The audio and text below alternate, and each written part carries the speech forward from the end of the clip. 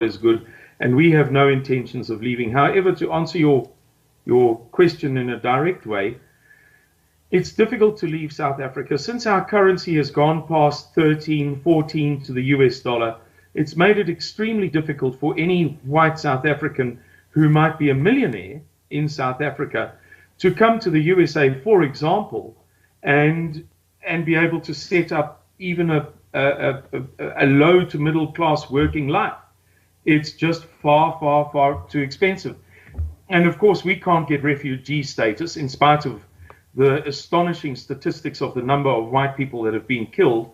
I'll tell you that Dr. Gregory Stanton of Genocide Watch in Washington, D.C., has placed South Africa on the cusp, white South Africans, on the cusp of an all-out genocide.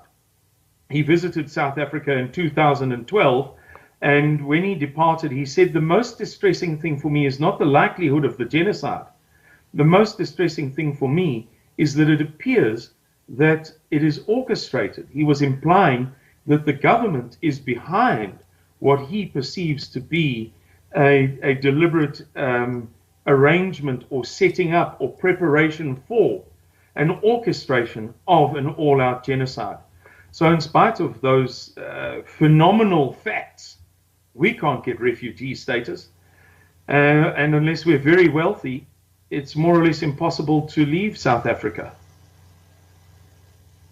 Wow, unbelievable. So you,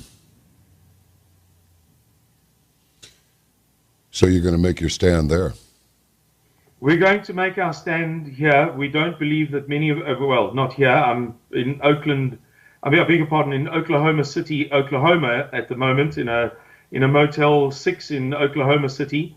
We are going to make our stand in South Africa. Yes, we are going to make our stand. Somebody has to do it, John.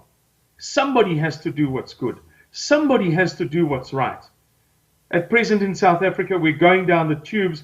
Women are being murdered and raped. Little girls are being raped. Can you imagine 4-year-old girls, people invading a farm, 6, 10 grown men cutting the eyelids out of the farmer and holding his face so that he can't avert his eyes from his wife being raped in front of him by 4 men. And then the child being raped, the daughter, crucified to a kitchen table, being raped by 3 or 4 men. 3 years old, John. 3 years old. In the name of God, I ask you. Not once, not 10 times, not a dozen times, not 100 times. There are thousands and thousands and thousands of stories like this. They are unknown in the world. If this was happening anywhere else in the world, it would be headline news. But because it's happening in the damn new South Africa, this archetype of harmony that the Western media has shoved down our throats for 30 years, because it's happening in South Africa and because it's happening to white people, nobody's saying a word.